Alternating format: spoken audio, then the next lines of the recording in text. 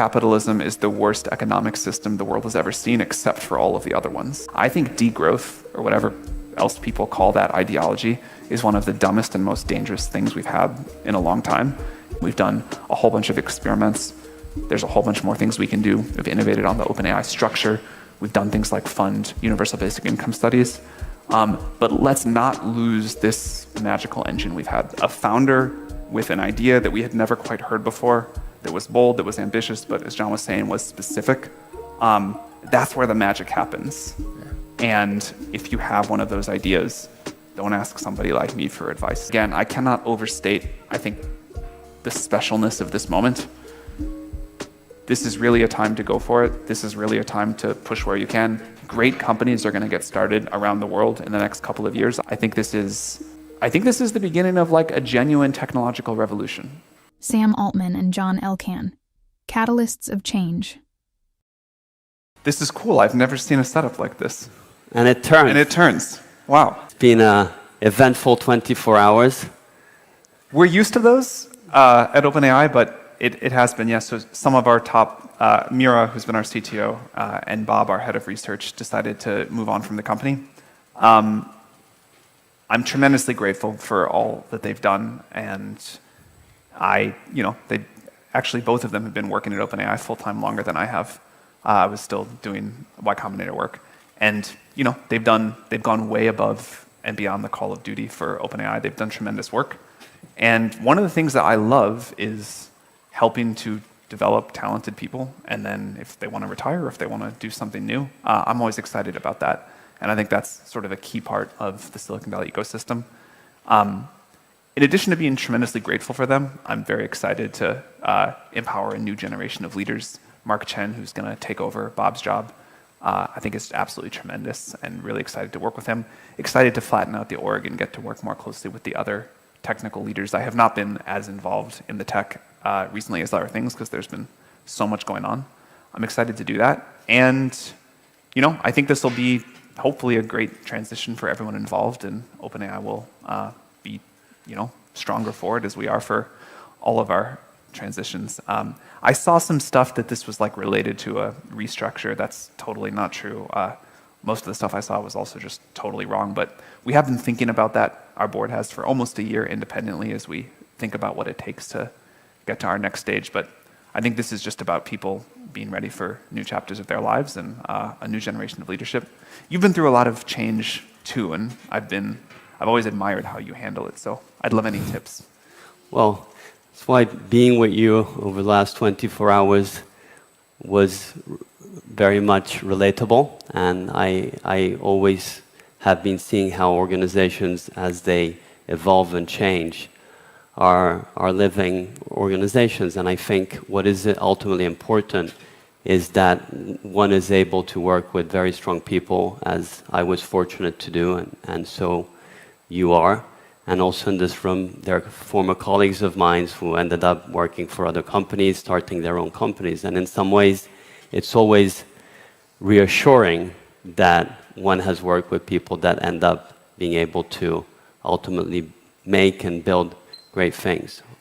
The thing I am most grateful about for OpenAI, it's very exciting to get to work on such an important technology, and I do think this will change something significant about how we live our lives, and it's fun to build what I think is the fastest growing tech company ever.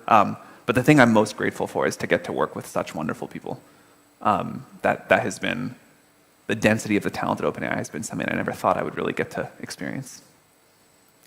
And there's many, because you have become a large company in every respect, generating more than multi-billion dollars. So I think what is also relatable here where we are is that companies can become very quickly very large. And yeah, there is nothing anyone could have told me to prepare me for what that would be like to live through, just growth like that.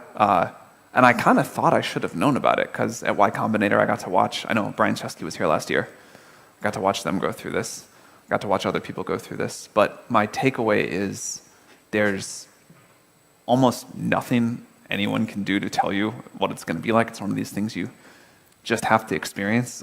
It is crazy and intense and exhausting, but it's also amazing, and I feel a ton of gratitude for it. It's been really quite a fun adventure, and I think we're still so early in it.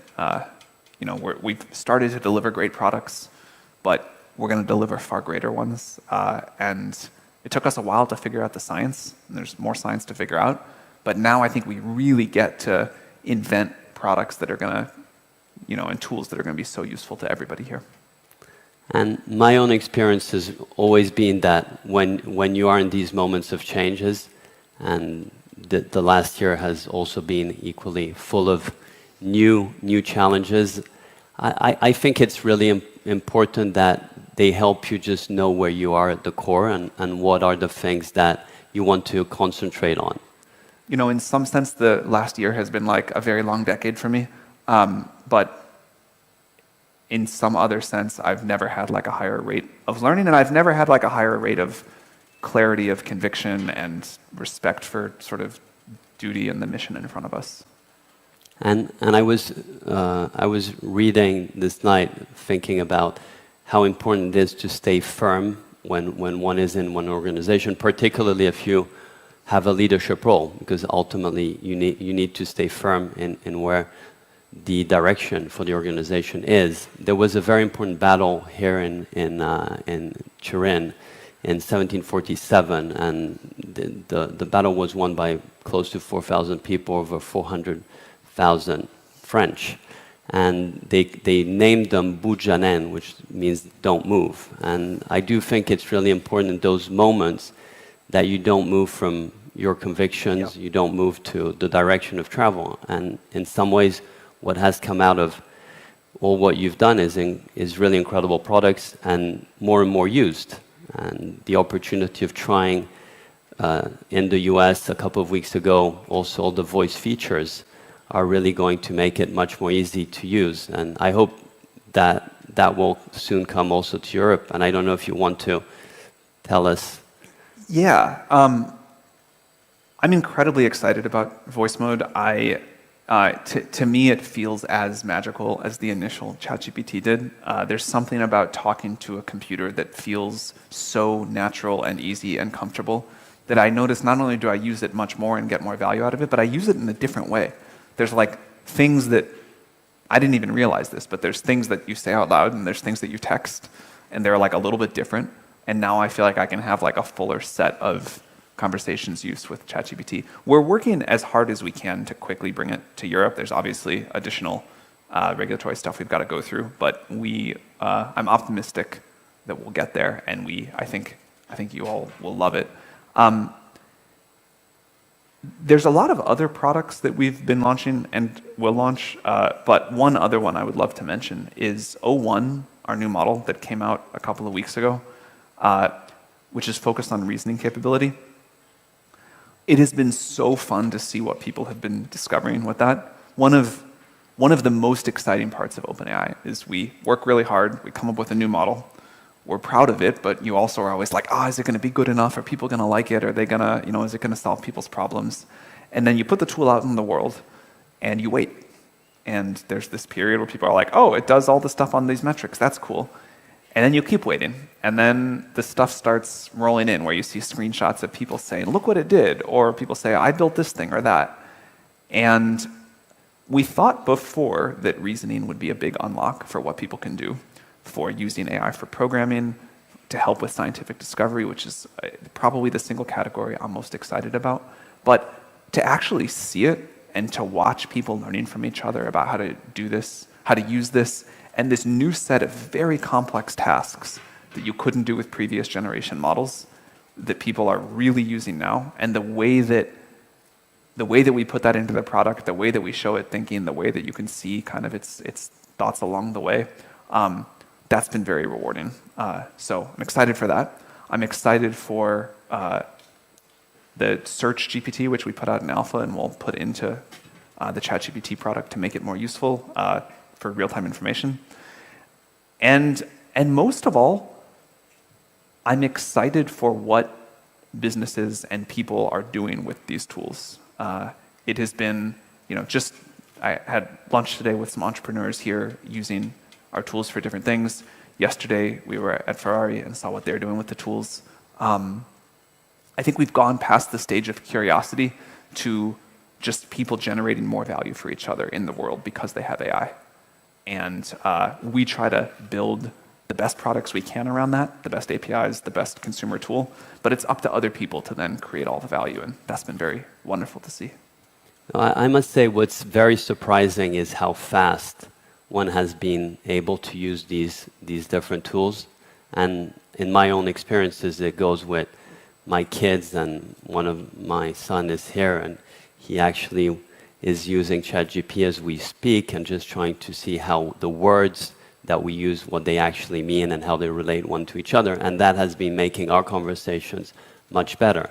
And as you were referencing, yesterday we were in Ferrari, where you were able to see also how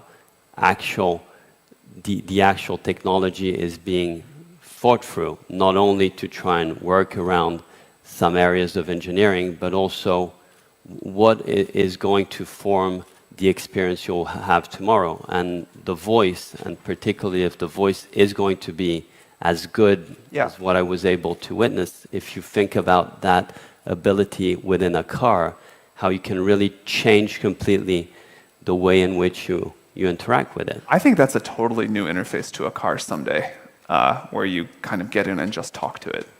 I'm really excited for that. And it's not going to take probably that long. Maybe you could do it right now. Which was one of the conversations that happened yesterday. You know, I was expecting the conversation about voice mode, and I was expecting the conversation about using our tools to help people at Ferrari process the massive amount of data and documents you have better. One of the most inspiring parts for me, though, was hearing from designers about how they use tools like DALL-E and how they're excited to get tools like Sora and someday 3D modeling to really enhance the creative process. And just the excitement about that I've now heard from designers in several different industries, and talking stories about how they use this to like think in a better and more expansive way than they could before. I'm very excited to hear that. Maybe second to scientific discovery, that's my second biggest area of excitement. Yeah, but on the other hand, I think yesterday at dinner you had the head of design, and the conversation with a scientist would have been more of a natural one, or an engineer. But the fact that you could relate with a designer who actually was looking at the tools that are being put there as a way for him to do things he wasn't even thinking that they could be done, I thought was very interesting. And I also equally believe, and that's very, very much linked to Italy and Italy's capability of trying to combine technology with aesthetics. And so there is also from designers a real interest of how the technology and engineering fits in what they do. And I feel that you must have perceived that yesterday. It was very special for me to get to visit Ferrari, and one of the many reasons, aside from the fact that it's just this iconic company that has, I think, a brand connection with its fan base and really the whole world that just you don't see very many other places, is it really, I was very struck by the fact that I couldn't imagine that company and that way of working anywhere but Italy. And that the combination of engineering and design and passion and automotive history, seeing how that comes together, and seeing you can like try to explain to somebody what it's like to watch people doing their work at Ferrari, but it never would have gotten through to me. But getting to talk to the people that are sort of sweating every detail and thinking about the whole experience and how you're going to feel, and the amazing technology and the amazing design right next to each other, that was very special. Yeah.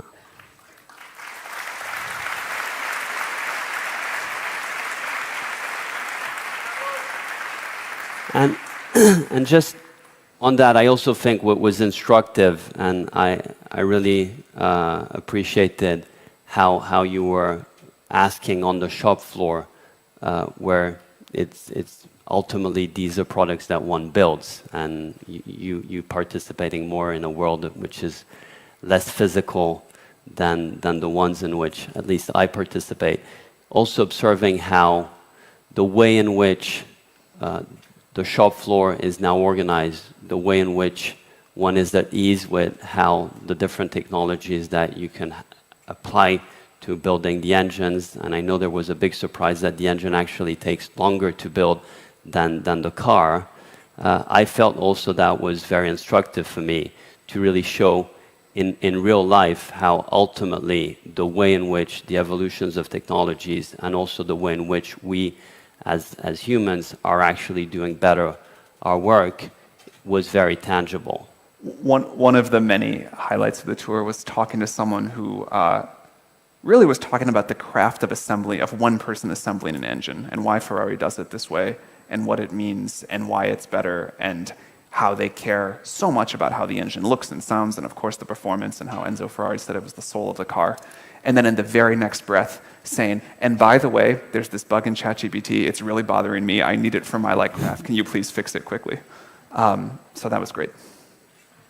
We've known each other for many, many, many years. I remember back in 2013, 14 in Mission, Pioneer Building, AI was really more of a conceptual conversation. OpenAI did not exist. But one of the things that back then was at least important for me was to make sure that we could try and stimulate more in Italy the rate of innovation that was occurring in Silicon Valley and your valuable experience from Y Combinator, which luckily also copying and following, we have been able to put a program now Vento in Italy, which is the largest investor in early stage. We are really happy to be here at the Italian Tech Week, and a lot of things from those conversations have developed. What I think is also been always formative when we've been talking is the breadth of interest that you have. And I also feel that in some ways in the recent years, the intensity of what's been happening at OpenAI in some ways has shut down some of your other interests. And I just was wondering, how do you feel about that?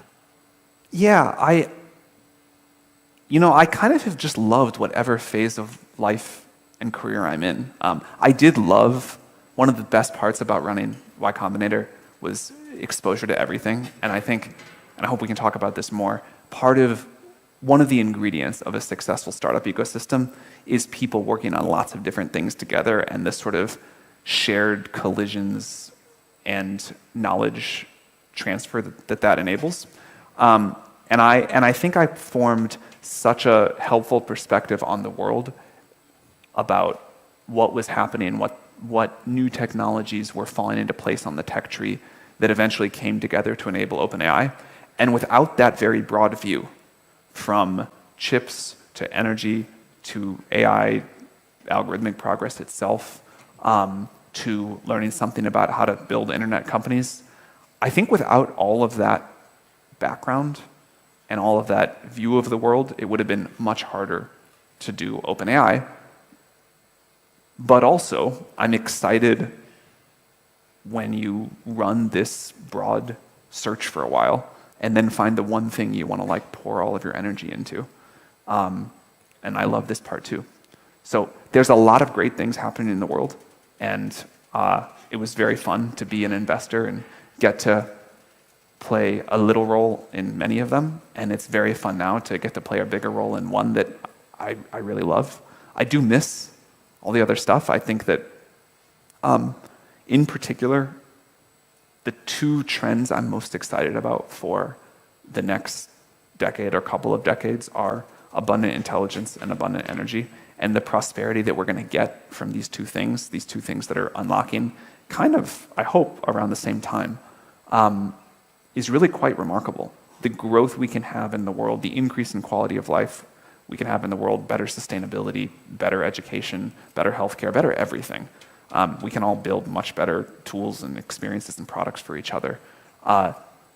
These are the two things that sort of became my two areas of focus, but not because I don't love all the others. Just at some point, if you're going to be, really in it, you just don't get to do as much. And I have a very hard time myself in really being always stimulated by the many interesting things that do happen. And as you rightly say, at the end of the day, one has to make sure that at the core, what you end up spending your time in is where your responsibilities lay.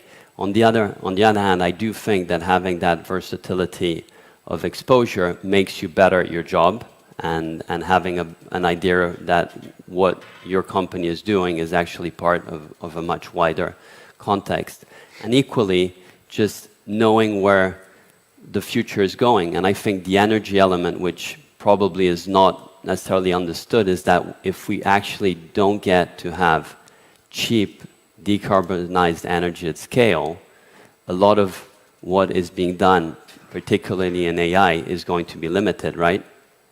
Not only in AI, because we're going to make that super efficient, but also in everything else we want to do with the AI. Like, the AI lets us have great ideas, but then we want to do stuff in the world. And I am a believer that people want more and better, and we should focus on enabling more of the good. And it's also important to mitigate the bad, but I don't think that's like a strategy. I don't think that's like a compelling long-term strategy. I think people want the world to get better, and energy is so critical to doing stuff in the world, to sort of the ability to move atoms around and make things happen. I'm not excited for a world where everybody just sort of sits at home with the air conditioning off, with VR goggles on, and yeah, okay, they're not using much energy, but like, that'd be very depressing. So I want the world to get dramatically better for everybody. I want to find out how we keep doing this. I think degrowth, or whatever else people call that ideology, is one of the dumbest and most dangerous things we've had in a long time. And what instead we should be is like massive but sustainable growth, and technology is the only way to get there. So if we can get abundant cheap energy, if we can make AI available to everybody at a super high level of quality, like, that's how things actually get better. And so you have like technology which actually has delivered on this for, you know, most of human history. And then you have people saying like, well, let's just stop everything and, you know, lay in bed and not move much. And I'd like to see the world keep getting better. And if we look at it concretely on the energy front, and we've discussed about this many times on the merits of fusion, fission, where are we in your view in terms of timelines to this actually being real? There's a lot of engineers in the room, and there's also many engineering activities also in Turin to address that. Yeah. I think in the next couple of years, we will see incredibly promising demos of next generation fission and fusion, and it'll take a while to get through the regulatory process and get the bugs out of the systems, and importantly, to get them very cheap. But I believe this is a big part of our future. So by 2050? By 2050, I hope we're not burning much carbon in the world anymore.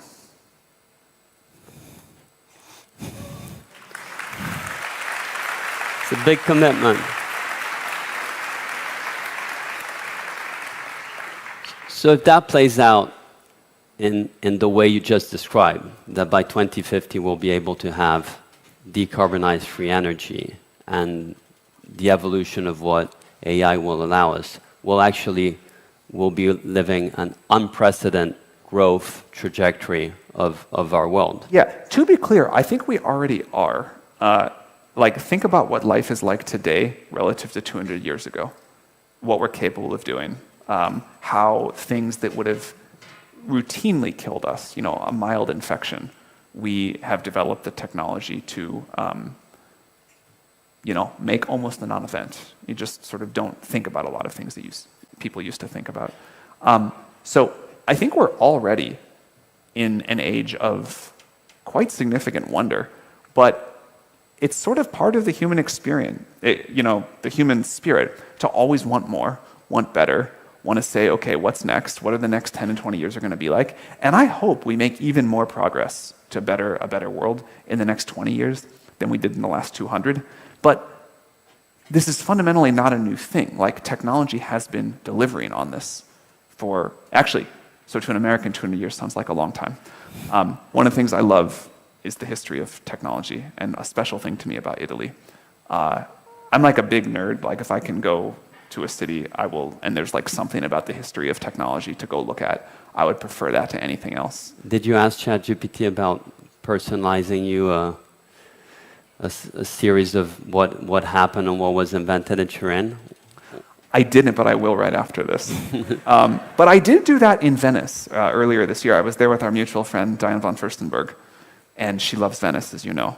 And we were like walking around, and she was telling me things, and I had, studied a lot about just sort of some of the amazing technological and sort of really societal inventions that happened in Venice.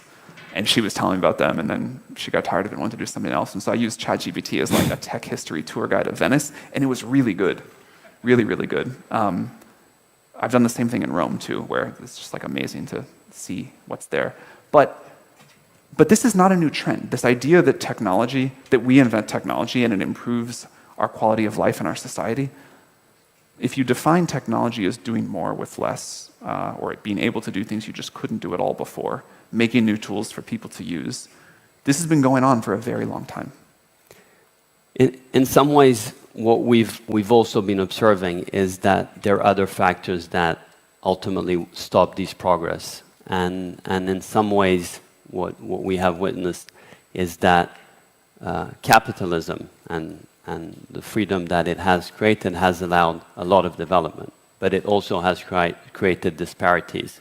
And we spoke a lot about how in some ways you create more alignment, where what you really want is what is good for business is also good for people. Yep. And we profoundly believe that. And there are different mechanisms in which you actually are able to try and find more alignment. So within our companies, we've always tried to see in which ways we can have a much broader base of our employees that are aligned with ultimately what the company is doing and the value of the company. Because more everyone participates in what the development is, the more everyone is willing to be part of it. And in some ways, one looks at the angle of a consumer saying what is going to be produced is more and cheaper, but it doesn't necessarily mean that will be redistributed in the best possible way. And I know you've been thinking a lot about that, and we've discussed it a lot. What is your current thinking around these themes? I'm going to butcher this quote, and I don't remember who said it, but it's something like, capitalism is the worst economic system the world has ever seen, except for all of the other ones. And I think it is our duty to continue to figure out how to improve it, but we shouldn't discount the good parts, and we should not take for granted, I think, the miracles that capitalism has produced. Again, that doesn't mean we don't really need to improve it. It doesn't mean it's not broken in significant ways. You actually touched on the thing that I think is most important, which is, at least in the US where I'm most familiar with it, a shocking percentage of the country doesn't participate in capitalism, doesn't own stocks, does not have exposure to this very long-term updraft. There's a lot of other things I think we should change about it too, but we were talking about the history of technology earlier. As a kid, I studied the Industrial Revolution, and I thought, oh, there was this invention that was most important, or this one, or that one. And I really had this like nerdy tech kid view of it. And then as an adult, I at one point picked up a book and read about it again, and it was all the stories I remembered and everything I knew, but I had changed, and I had a different perspective, which is, in some important sense, the joint stock company was the single most important invention of the Industrial Revolution. The ability to coordinate the efforts of a lot of people, the capital it takes to get something invented and bring it to market, that was kind of what let us go from these very small, family-centric businesses to the kinds of inventions that brought us, this building and eventually that TV and these microphones and all of the wonderful things you all are building. And that was a really important change. So I think you can't talk about the history of technology without talking about the structures and the institutions society has put in place to enable it to happen. They're equally important. They both have to happen. And so let's evolve the system. I've, as you mentioned, been passionate about that for a long time. We've done a whole bunch of experiments There's a whole bunch more things we can do. We've innovated on the OpenAI structure. We've done things like fund universal basic income studies. But let's not lose this magical engine we've had. And when we think about the magical engine, which is ultimately conducive to try and innovate, and through the innovation, the prospects are going to improve, there is in some ways a view of where do you put the emphasis. There's a lot in my way of just observing in trying to say how can we make things less bad versus how can we make them really good. Yeah. And what is ultimately our responsibility in terms of business leaders, which ultimately are at the service of our customers, working with the people we work, in really making sure that we don't feel in the trap of less bad, but really more good and to some extent excellent. And yesterday you had an example of a company that really thrives to do that. So I have obviously an extremely biased set of perspectives on this, so please forgive me because I'm going to say the thing that I believe, but it's also going to sound like, man, that guy's really talking his book. I think pushing for more good instead of less bad is critical. I think a lot of human nature is to focus too much on less bad, the things that we can incrementally fix right away, rather than dream of the things that can catapult us to the next level of human progress and capability and whatever else you want to call it. OpenAI took 4.5 years before we launched our first product. And our first product, honestly, I don't know if any of you remember GPT-3. If you do, I'm sorry and I apologize. It wasn't that good. And then it took us longer to get out GPT 3.5 and then launch ChatGPT and then GPT-4. And 0.1 preview is still deeply flawed. 0.1, when it comes out, will feel really good to us at the time, but looking back in a couple of years, will feel still embarrassing. This stuff takes a long time. Doing hard startups takes a long time. Doing a nuclear energy startup takes a decade. But I think this is really important to have the conviction and the dedication to say, yes, it's going to be hard. Yes, it's going to take a long time. It's going to be a little demotivating and a little distracting to see other people get more success sooner on ideas that are maybe easier. But going after these really big unlocks that are high risk, high reward, and very time and sort of personal energy intensive, I think that's a critical part of how the world gets better. I think investing in deep technological progress, even though it's often not the quick win, is such an important part of the win. Now, other people have other ideas, other people do things other ways, and I think it's all great. Anything that increases human prosperity, I'm all for. But there's a special place in my heart for startups that are risky, that take a long time, and that really kind of add a new tool to the human tool chain if they work. And thank you. And by the way, this is a place where I think Europe can play a very strong role.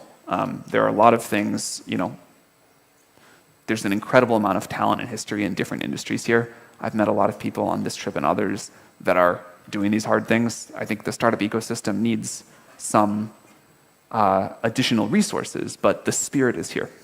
And I think this is very relatable to what we've been trying to do here in Turin and the initiative Vento, which is really trying to make sure that we can give the opportunity of great founders who are aspiring to do exactly what you were saying, Sam, but equally our venture building activity, who's actually physically done here at OGR, and the opportunity like the one we have today of exchanging. What I do think is though important, and that's probably my personal bias as I've really a continuation of what has been a family history of entrepreneurialism who traces over 3 centuries when in the city the car industry was starting and Fiat was founded in 1899.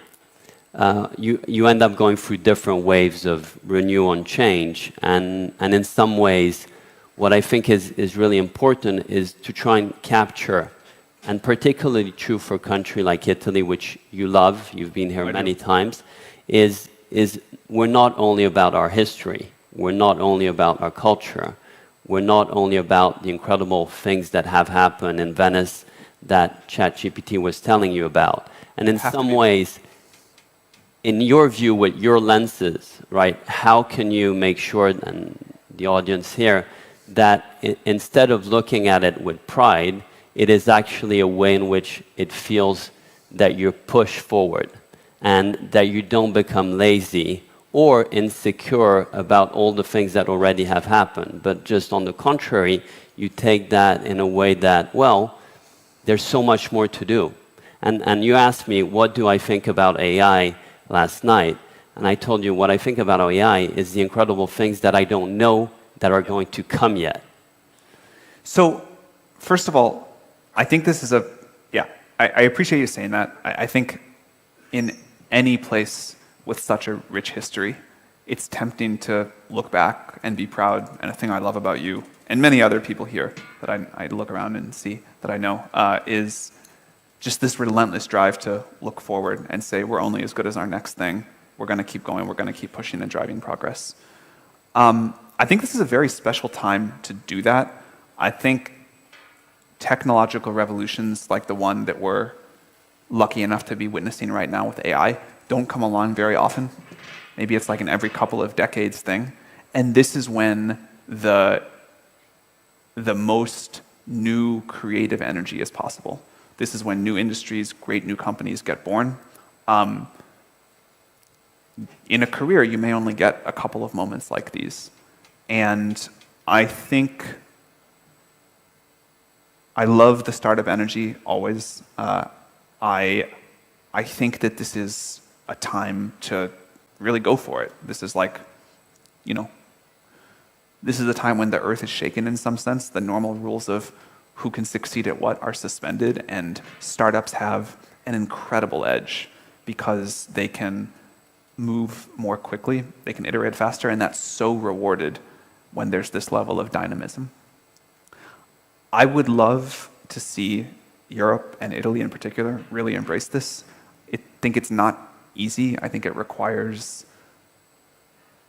economic change, maybe regulatory change, societal change. There's all these things about Silicon Valley that work really well. But assuming nothing of all of this changed, you still see incredible capability of people of doing things despite all of it? Do you believe that? Yeah, people will do, it's human nature. People are going to do incredible things no matter what, but the degree of success, I think, is a factor of the environment.